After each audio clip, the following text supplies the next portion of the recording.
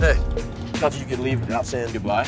Welcome to WatchMojo, and today we're counting down our picks for the top 20 Hollywood conspiracy theories of all time.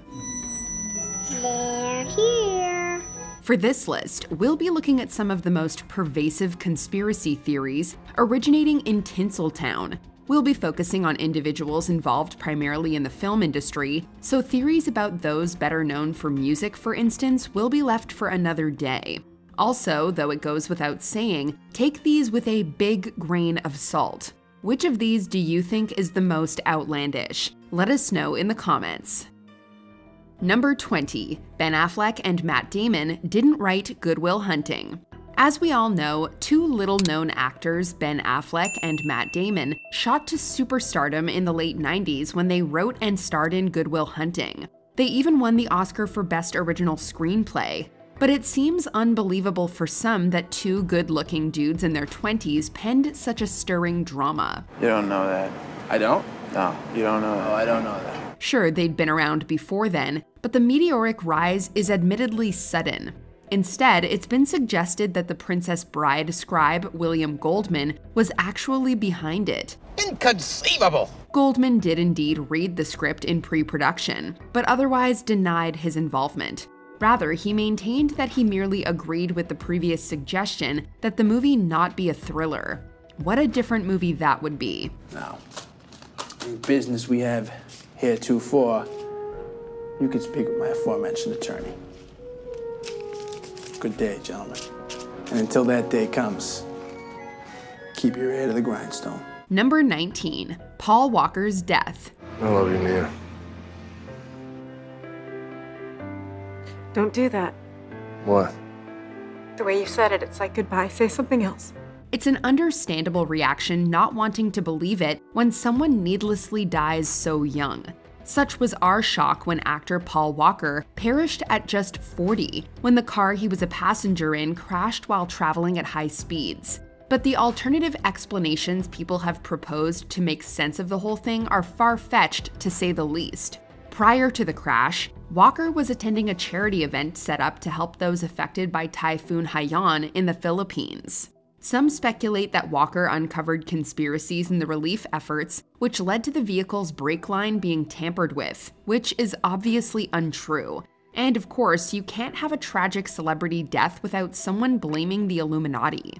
Number 18. Who killed Johnny Stompanato? No, notorious gangster Johnny Stompanato wasn't a Hollywood figure, but his death did involve big screen icon Lana Turner. Now, just a moment, young lady. It's only because of my ambition that you've had the best of everything. And that's a solid achievement that any mother can be proud of. And how about a mother's love? Love? But you've always had that. Stompanato and Turner were involved at the time of the former's death, and by all accounts, it wasn't a healthy relationship. Stompanato was known to be violent, with a particularly heated row in 1958 resulting in his death. Stompanato had reportedly threatened to kill Turner, her mother, and her daughter. Turner's teenage daughter, Cheryl Crane, looked to defend her mother with a kitchen knife, leading her to fatally stab Stompanato.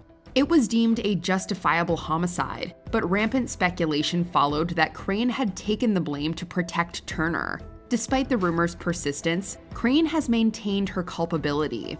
Number 17. The Church of Scientology played matchmaker for Tom Cruise. Tom Cruise's associations with the Church of Scientology are well-founded. But pair any A-list actor with the religious organization, and you're sure to get more than a few conspiracy theories.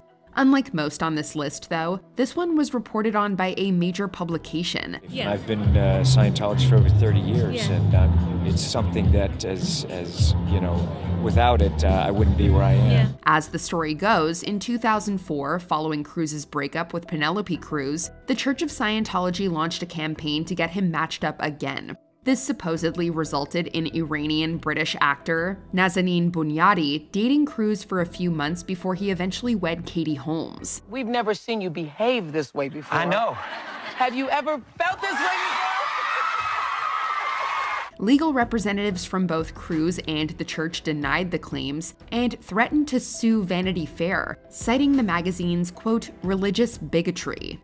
Number 16. Thelma Todd's unsolved death. Thelma Todd was a prominent screen actor in the 1920s and 30s before her untimely death at just 29. Come here, Brown Eyes. Oh, no, you're not going to get me off this bed. I didn't know you were a lawyer. You're awfully shy for a lawyer. You bet I'm shy. I'm a shyster lawyer. On December 6, 1935, Todd was discovered dead in the front seat of her car parked in a garage. The cause of death was listed as carbon monoxide poisoning, but the explanations that it was an accident or that she took her own life never really stuck. The LAPD went with the former, claiming she could have been using the car to keep warm overnight after being locked out.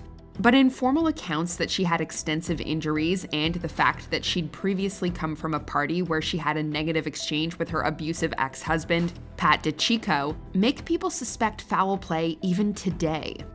Number 15. Steven Spielberg directed Poltergeist. Now, if any of these theories are true, it's likely this one. Now clear your minds. It knows what scares you. It has from the very beginning. Don't give it any help. It knows too much already. Many would be forgiven for thinking that 1982's Poltergeist was flat out directed by Steven Spielberg, seeing as it feels so similar to his other works. But he officially only served as a writer and producer, whereas Texas Chainsaw director Tobe Hooper took the reins. Spielberg's contract for E.T. meant he couldn't direct another film during production, but that didn't stop him from frequently visiting the Poltergeist set. Spielberg's level of creative influence had many questioning whether he was the de facto director. How's Teague taking? Well, you know Teague. He won't go to hell for an answer. What are you gonna tell him? I'm gonna give him directions. Both Hooper and Spielberg have denied the claims, but they keep surfacing all the same. Number 14. Natalie Wood's suspicious death. Empty your head. Empty my head? Okay? Relax. Actor Natalie Wood's drowning in 1981 was officially ruled accidental, but accusations of foul play have persisted. Wood was aboard her husband Robert Wagner's yacht near Santa Catalina Island. Along with him, her Brainstorm co-star Christopher Walken and the ship's captain. Some cited Wood's blood alcohol content as the factor that led to her falling in the water, but some doctors claim the bruises found on her body are in keeping with what might have been inflicted had she been forced off the boat. In 2011, Captain Dennis DeVerne redacted his original statements that Wood and Wagner had an argument beforehand, specifying that it was about Wood flirting with Walken. Wagner was named a person of interest in 2018, but for now it remains a theory. Number 13. James Dean's survival. You're tearing me apart! What? You say one thing, he says another, and everybody changes back again! Seemingly every time a celebrity dies tragically young, you'll find someone claiming it was all a hoax, and that they're really alive and well. While we'd love for that to be the case, sadly, all evidence points to actor James Dean dying at just 24 in a car crash. But in recent years, theories started circulating that Dean made a deal with the studio to fake his death and get him out of the spotlight.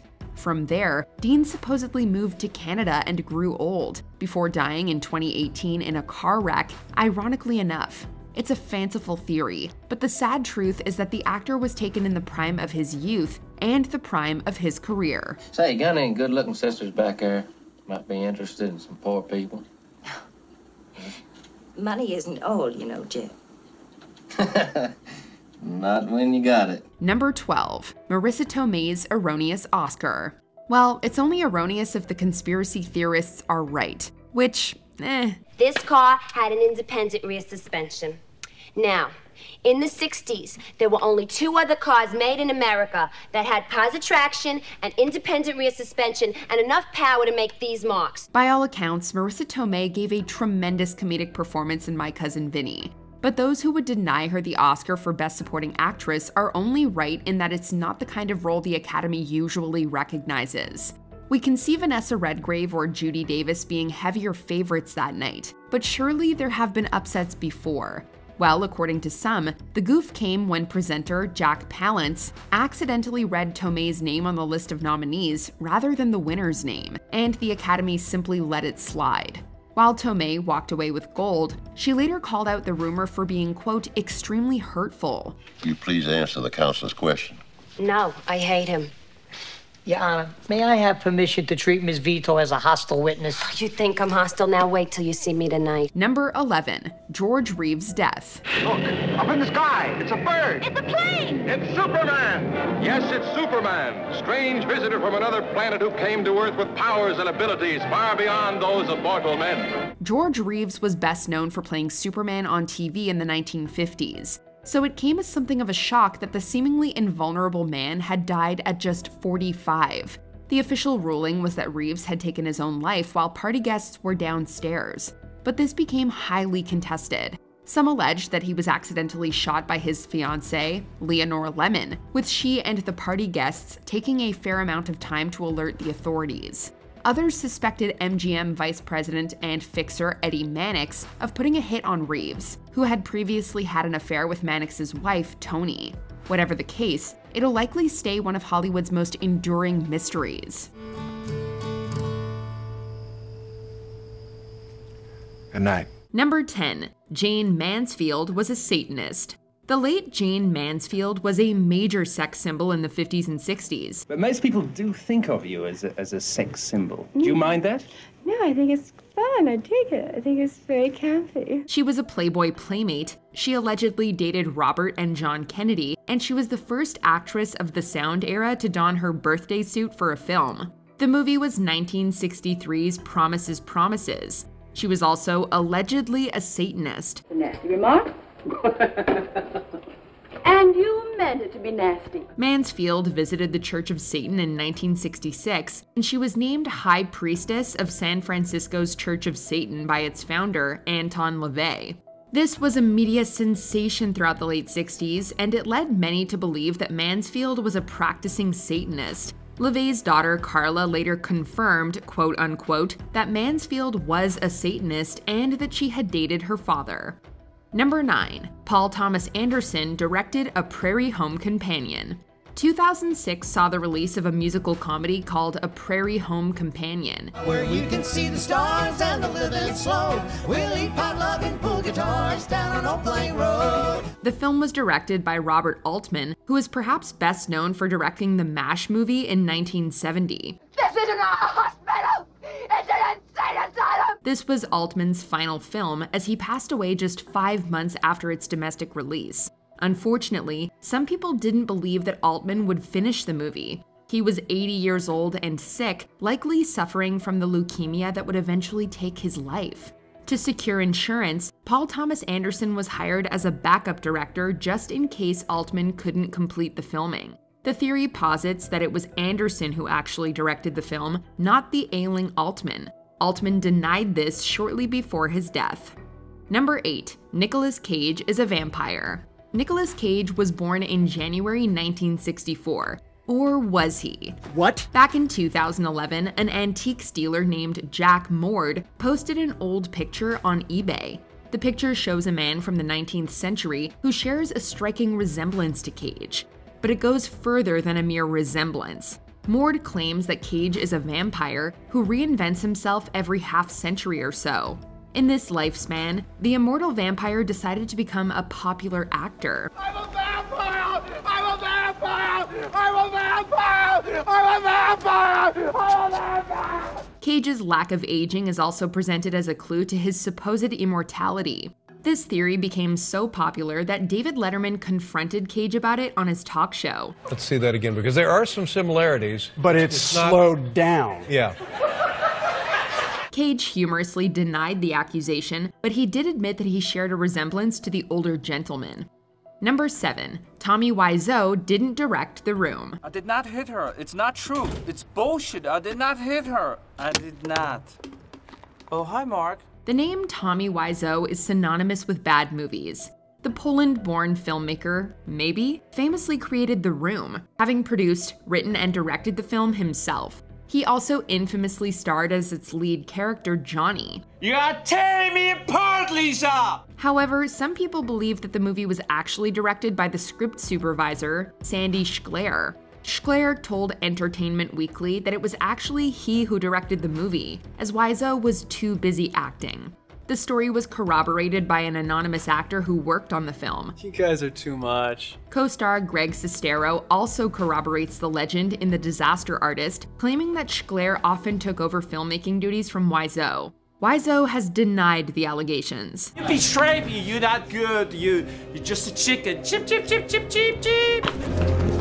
Number 6. Bruce Lee and the Triads. What do they want me to do? Bruce Lee's death is famously shrouded in mystery and has generated a number of conspiracy theories. Lee seemed a paragon of health, which made his premature death at just 32 highly suspicious. The official cause of death is a cerebral edema that was possibly exacerbated by an allergic reaction to meprobamate. The drug is found in Equagesic, which was given to Lee to quell a headache on the night of his death. It's so extremely rare that this kind of thing happens. What it's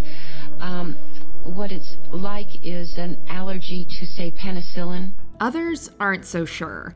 One leading theory posits that Lee was assassinated by the Chinese Triads. He said he upset it because of his success in the film industry and taking the martial arts around the world, that he upset the Triads. Their motives are numerous, including business investments and Lee refusing to pay protection money. No one can agree on why the Triads supposedly had Lee killed, but the unfounded theory has persisted nonetheless.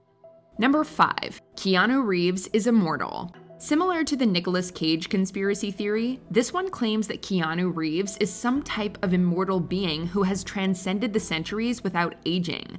Whoa. Some people believe that historical figures bear a striking physical resemblance to Reeves, including the French actor Paul Mounet. Mounet studied to become a doctor before pursuing acting, and maybe he unearthed some kind of everlasting formula during his studies. Of course, the biggest clue towards Reeves' immortality is his distinct lack of aging. I'm sorry.